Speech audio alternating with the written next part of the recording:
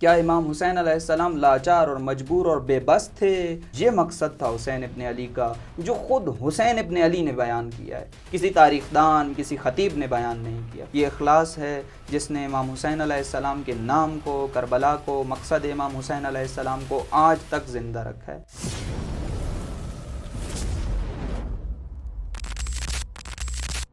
بسم اللہ الرحمن الرحیم۔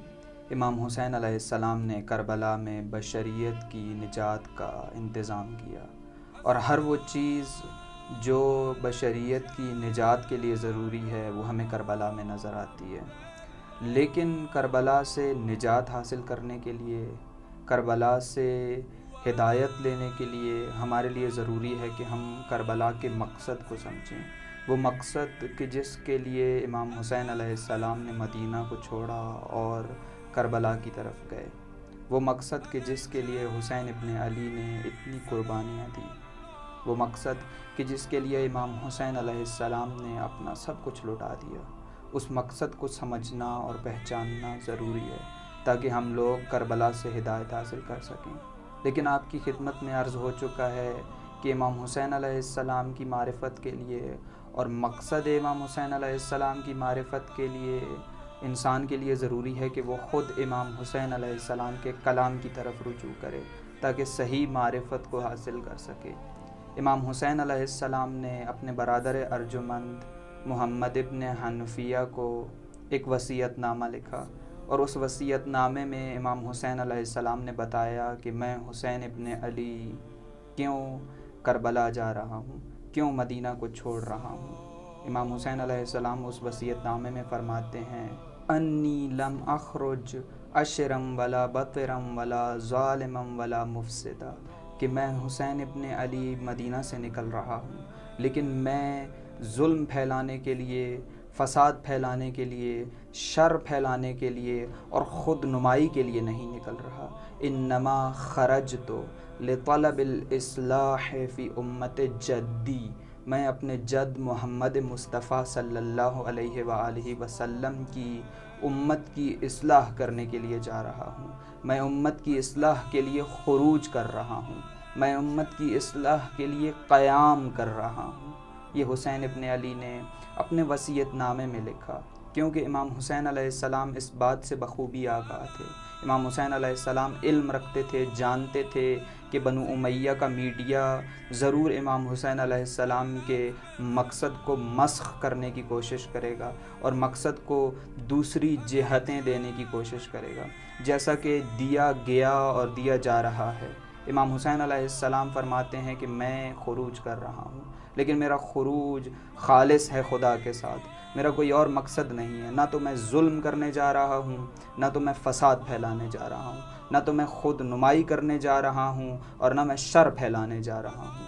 اب یہاں جس نقطے کی وضاحت ضروری ہے وہ یہ ہے کہ دیکھیے، تاریخ کے اندر، تاریخ بشریت کے اندر بہت سے حوادث پیش آئے۔ تاریخ بشریت میں حضرت آدم ابو البشر سے لے کر اب تک کتنے واقعات اور حوادث پیش آئے، اتنے واقعات اور حوادث کہ جن کو شمار کرنا انسان کے لیے مشکل ہے۔ کچھ حوادث ایسے ہیں جن کو ہم جانتے ہیں چونکہ وہ قرآن مجید کے اندر، آسمانی کتابوں کے اندر یا کسی شخص کے توسط سے نقل کیے گئے اور ہم تک پہنچے، لیکن کچھ حوادث ایسے ہیں جو تاریخ کے صفحوں کے اندر گم ہو گئے۔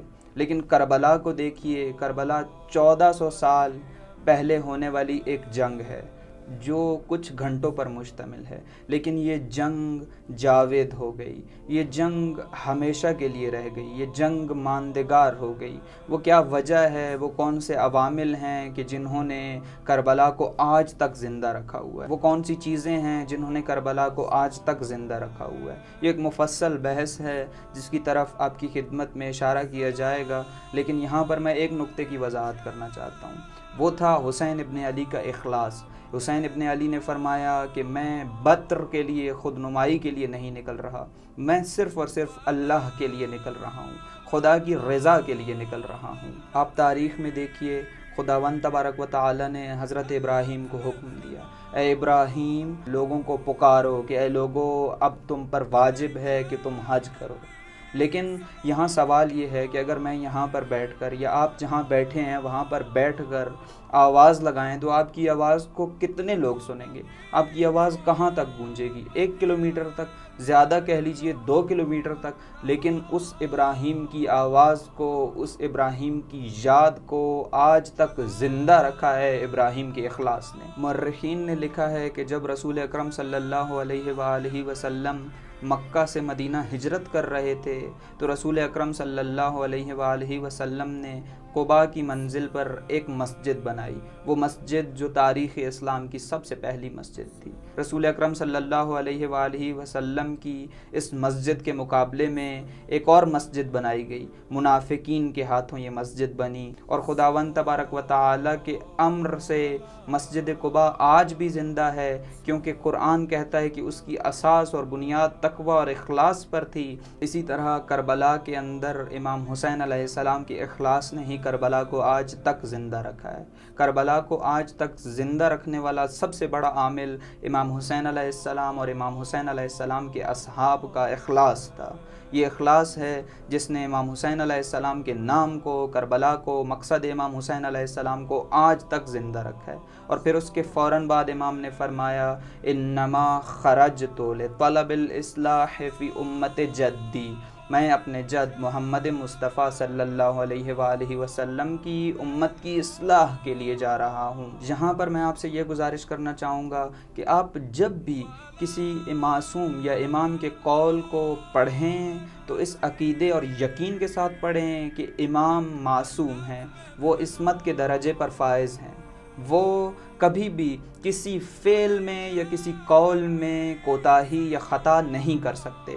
یہ تشیع کا مسلم عقیدہ ہے۔ اب اس بات کو اپنے ذہن میں رکھتے ہوئے امام حسین علیہ السلام کے اس قول کو سمجھنے کی کوشش کرتے ہیں۔ معصوم کا ہر لفظ، ہر قول، ہر حرف اور ہر عمل نپا تلا ہوتا ہے، اس میں غلطی کی کوئی گنجائش نہیں ہوتی۔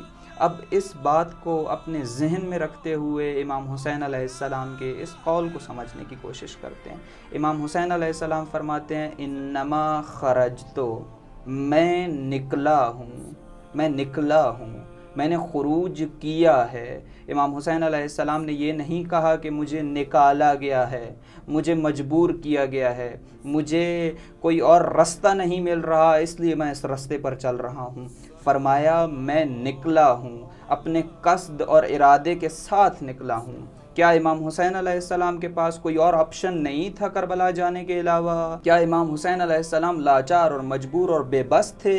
نہ، امام حسین علیہ السلام لاچار اور مجبور نہیں تھے۔ امام حسین علیہ السلام کو کتنے لوگوں نے یہ مشورہ دیا تھا کہ اے حسین ابن علی، آپ جا کر یمن میں پناہ لے لیجئے، آپ یزید کی بیعت نہ کیجئے، لیکن یزید کے خلاف قیام بھی نہ کیجئے، آپ اس خطر کو مول نہ لیں، آپ اس خطرے میں نہ کودیں۔ تو اس وقت حسین ابن علی کا جواب کیا تھا؟ اس مشورے کے جواب میں حسین ابن علی نے کیا جواب دیا؟ وہ جواب مشخص کرتا ہے کہ حسین ابن علی مجبور تھے یا حسین ابن علی مختار تھے۔ حسین ابن علی اپنے ارادے اور قصد سے کربلا کی طرف حرکت کر رہے ہیں یا حسین ابن علی مجبوری کی وجہ سے حرکت کر رہے ہیں؟ حسین ابن علی نے جواب میں کیا کہا؟ حسین ابن علی فرماتے ہیں لو لم یکن فی الدنیا ملجا ولا مأوی لما بایعت یزید ابن معاویہ ابدا، اگر میرے لیے دنیا میں کوئی پناہ گاہ نہ بچے تب بھی میں حسین ابن علی اس یزید کی بیعت نہیں کروں گا۔ کیا اس رویے سے اور اس قول سے لگتا ہے کہ حسین ابن علی مجبور اور لاچار تھے؟ حسین ابن علی مجبور اور بے بس تھے؟ نہ، حسین ابن علی مجبور اور بے بس نہیں تھے بلکہ مختار تھے۔ حسین ابن علی کے پاس آپشن تھے، لیکن حسین ابن علی نے اس آپشن کو چنا، اس رستے کو چنا جس رستے کا حکم خداوند تبارک و تعالی نے دیا، جس رستے سے خدا راضی تھا، اس رستے پر حسین ابن علی چلے۔ اب آئیے آگے بڑھتے ہیں۔ حسین ابن علی فرماتے ہیں انما خرجت لطلب الاصلاح فی امت جدی، میں اپنے جد محمد مصطفیٰ صلی اللہ علیہ وآلہ وسلم کی امت کی اصلاح کے لیے نکل رہا ہوں۔ اب یہاں توجہ کیجئے، اصلاح کہاں ہوتی ہے؟ جہاں کوئی فساد ہو، جہاں کوئی خرابی ہو، جہاں کسی قسم کا کوئی بگاڑ ہو۔ امت کے اندر کون سا بگاڑ ہے؟ امت کے اندر کون سی وہ خرابی یا فساد ہے جس کی حسین ابن علی اصلاح کرنا چاہتے ہیں؟ وہ کون سا فساد ہے؟ وہ یہ نہیں ہے کہ امت کو نمازیں بھول گئی ہیں، وہ یہ نہیں ہے کہ امت نمازیں نہیں پڑھتی، وہ یہ نہیں ہے کہ امت حج انجام نہیں دیتی، نہ، امت سارے مسائل شرعیہ کے مطابق عمل کر رہی ہے۔ پھر کون سا وہ فساد ہے؟ وہ فساد یہ ہے کہ یہ امت بے حس اور لا تعلق ہے۔ وہ فساد یہ ہے کہ اس امت کے اندر یزید جیسا حاکم جو وحی الہی کا انکار کر رہا ہے، یہ مسند حکومت پر بیٹھا ہے، اور یہ اگر مسند حکومت پر بیٹھا رہا تو یہ اسلام کو اس جاہلیت کی طرف پلٹا دے گا کہ جس کے بارے میں قرآن نے فرمایا أَفَإِن مَّاتَ أَوْ قُتِلَ انقلبتم علی اعقابکم، کیا یہ رسول اگر مر جائیں، طبیعی موت سے اس دنیا سے چلے جائیں یا شہید ہو جائیں، تو تم اس جاہلیت کی طرف پلٹ جاؤ گے جس پر تم پہلے تھے، جس کے مطابق تم پہلی زندگی گزار رہے تھے؟ جاہلیت ہدایت کے مقابلے میں، نظام ہدایت کے مقابلے میں، یہ یزید جو کفر کھلے عام بک رہا ہے، یہ یزید چاہتا ہے کہ اسلام کو جاہلیت کی طرف پلٹا دے، اور امت ساکت ہے، امت اپنی نمازیں پڑھ رہی ہے، امت اپنے روزے رکھ رہی ہے، امت اپنا حج کر رہی ہے، امت اپنی روزی روٹی میں لگی ہوئی ہے، لیکن کسی کو احساس نہیں ہے کہ اس یزید کے خلاف بھی ہم نے اپنی زبان کھولنی ہے۔ اس وقت حسین ابن علی نے کہا کہ میں حسین ابن علی اس امت کی اصلاح کرنا چاہتا ہوں۔ یزید اس گندی نالی کی طرح تھا کہ جس کے اندر سے کفر اور نفاق کا پانی بہہ رہا تھا اور وہ معاشرے پر اثر ڈال رہا تھا، اور اگر حسین ابن علی قیام نہ کرتے تو یہ امت اس جاہلیت کی طرف پلٹ جاتی، اس بت پرستی اور کفر کی طرف پلٹ جاتی جس سے رسول اکرم صلی اللہ علیہ وآلہ وسلم نے ان کو نکالا تھا۔